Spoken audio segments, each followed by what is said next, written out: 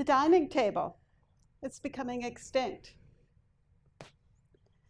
Now you're looking at me like I'm a little bit crazy. And you're thinking, I have a dining table. Everyone does. I walk past it every day. That's not the table I'm talking about. I'm talking about the table that means so much more. That when we start to talk, you tell me about your childhood and getting together with the family or meeting a loved one. You're at your grandmother's house. I'm talking about this table that's such a part of our lives that sometimes we don't even realize it's there. And that's the table I think is very sad to let it slip away. Let's try this. The dining table is a portal. The dining table is a stage. The dining table is a courtroom. The dining table is a romance. The dining table is our heart center. The dining table is what pops into your mind. Now, I wasn't always this big of a fan of the dining table. When I was a child, I would look back at that table that we had. I'd see it in black and white. Now, I know those walls were yellow, and the table was a white linoleum with these little gold designs on the ends. But somehow these photographs that I come up with are all in black and white. But that table was where I learned so much. My brothers and I did our homework at that table. When my mother cooked dinner, I learned the social graces, how to have a conversation, table manners, or lack of them in my brother's case. I learned it could be a courtroom, and depending on my parents' mood that day, I could be convicted, whether I was guilty or not. And there's nowhere to hide at that dining table, is there? We have to sit there until we were excused. And that taught me how to survive in my family unit. Now, all families have drama. What is it about families that brings out some of these things when we get together with the family of years ago? They just kind of bubble up, don't they? And that's where the dining table is our stage. It's our theater. It's our lives. But we had a lot of drama at the dining table growing up. See, my mom was an introvert. She really didn't like to have people around. And she didn't like to cook. She wasn't happy about doing it. My dad would come home tired from work, so you can kind of see this dynamic building. We didn't have people over for dinner. My parents had moved when I was really young, so our families lived far away. I grew up thinking that table was just for us, that nobody else could be included. And then I started to look around. I had friends, and I went over to their families. And it was really interesting that everybody's family is a little bit different. And I learned a lot from that experience. But then, when I turned 16, I went to a new school, and I made new friends. And I had the privilege of being adopted into one of my friends' families. Their table was a revelation. I had to read the newspaper, know current events, and be prepared to talk about it. I had an opinion. Who knew that? You know? We talked about vocations, finances, life, what it was like to go away to college. This table opened my world. And this table was inclusive. Everyone was welcome. We dined in the formal dining room with silver, china, candlelight. It was beautiful, and unbeknownst to us, we were taught the dance at the table, the rituals, and how beautiful that can be. Now, I'm bringing back some memories here that I've had, and I'm hoping that you're kind of looking at your memories. They're powerful, aren't they? Memories are so powerful. But think of your favorite memories. Are you alone? No. We're with somebody. We're with friends, or family, a lover. And that's what memories are, because if we don't make these memories, we miss out. And that's why I started calling it the art of gathering, because it's not just food. Food is a tool for communication. What makes us feel so attached to food? I believe it's that gathering around the table. Now, I am so grateful that somehow along the road, I realized I didn't have to live in that black and white table, that I could be an inclusive entertainer. I could have people around. And I went off to college, and I experimented with this, but I had a gift. My grandmother lived 30 minutes away from where I went to college, and I had a car. I could throw my laundry in that car and go spend evenings or a weekend with my Dodie, and that's what everybody called her, was Dodie. And she was a fabulous cook, but more than that, there was always somebody at her house. Aunts, uncles, cousins. I could take friends. People would just drop by. She fed everybody. Her table was loud, inclusive, and fun. And she taught me so much about how I could have a table. She taught me a few dishes to make that I was comfortable with, it, not to stress myself out. All of these little things that made me realize that because the table in my childhood wasn't exactly how I wanted to carry that through, that I could be inclusive with my table. Now, what keeps you from gathering with the people you love? These days, we don't have a lot of time, do we? No. And sometimes it's just too much trouble to cook a dinner and have somebody over and clean up afterwards. Or maybe we're just not used to doing it. We're not that confident. And then we have the phone. So much easier to text somebody rather than talk to them, isn't it, anymore? And then we can look and we can see somebody's social profile. And I bet you took a picture of your dinner last night and posted it on Instagram. Or you went to a show, a really fun show yesterday, and I can see that.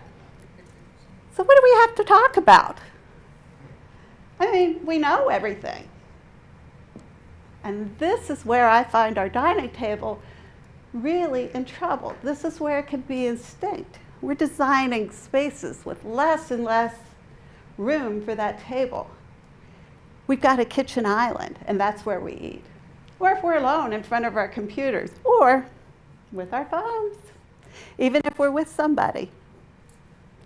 I bet somebody checks their phone during the dinner. We're not really paying attention to each other. I don't want to go to the Smithsonian Institute and see my favorite exhibit, which is Julia Child's kitchen, just recreated there.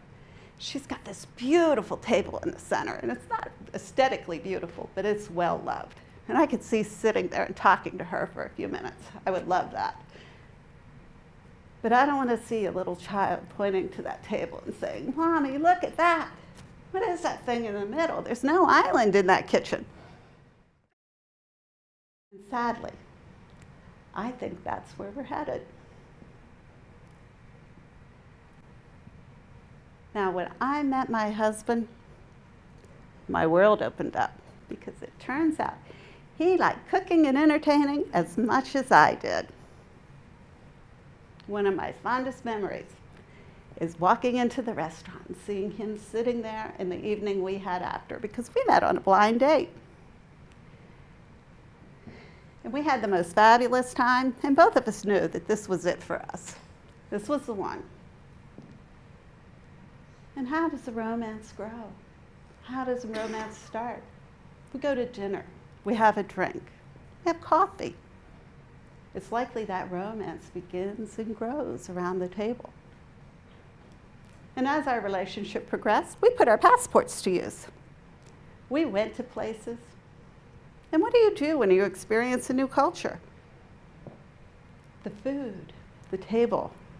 Who goes to France and Italy and they don't eat? I mean, come on, that's what we go for. That's where I found it. We went to the Amalfi Coast for one of our big birthdays. And we had a fabulous trip. But we took some culinary classes in this little town above Positano, a restaurant called Il Ritrovo. And Salvador was the chef and owner. And his Z and Mary Lou, his aunt, they were our guides. We made all the regional specialties, had a fabulous time in the kitchen, and sat and ate them, overlooking the sea in their dining area. And I had so much fun there. They joked that I could come back and work. They didn't have to ask me twice. Steve and I laugh about the fact that we go on vacation and I get a job. It's not really work, it's a way of life. I go back there as often as I can and I come back refreshed, renewed, relaxed. And the memories from that and their table. The restaurant opens up about 10 in the morning, and we do the prep for the day. And I don't know what time Sylvana gets there, but she is always baking cookies. I walk in there, and you can smell those cookies. And the village is so tiny that there's no cafe on the piazza. So everybody wanders in, has a cup of coffee, a couple cookies. For the dinner service, Salvador keeps promising me I can work in the kitchen with them. But my Italian's really not up to that rapid fire banter in the kitchen when it's really in action. So they put me out on the floor and they say I wait tables, but really I'm more of a hostess. And I walk around and I tend to the tourists that come. I give them a limoncello, some cookies, bring them coffee. And they ask me, do you live here? Are you married to the owner? Do you own the place? And I really love that because it tells me that I belong. And then after the service, Mary Lou and I, we dry the glasses as they come out of the machine, as she calls it, the dishwasher.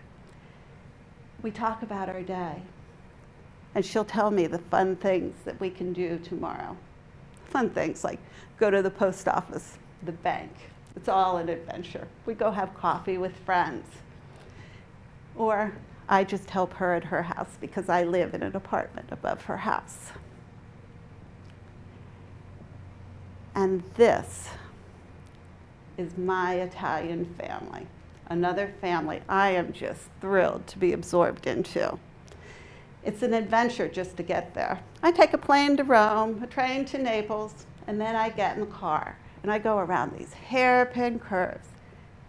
Sun-drenched coast where the hills meet the sea, and then I see Positano rising up out of that beautiful, beautiful blue sea. It's jewel tones, pinks, reds, golds. It's truly one of the most stunning places on earth. And even the food is beautiful. The baskets of tomato, the basil, the vibrant vegetables that come out of the garden behind the restaurant, and they pick them every day. And then I think of the memories. I could smell those cookies Sylvana bakes. And I can see Salvador, another Salvador, the waiter, painting murals. He's an artist, and he paints murals on the walls between the service. And Ciro flits around singing, I love you, baby, to every pretty girl who walks by. And this, I've decided, is another romance. I'm living a dream. Now, I love my husband, our life, our home, and I wouldn't trade that for the world. So this must be lust. I found that lust for life at the Italian table. I've fallen hard for the language, the chatter in the kitchen, the family lunches with the staff, and all the times they've taken me home and showed me how they cook with their families and their lives at their table.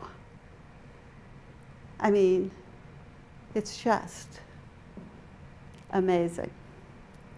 And I do my best to bring a piece of this home every time I go. I mean, I think about that, just the sun, the warmth of the sun, and their embrace around the table.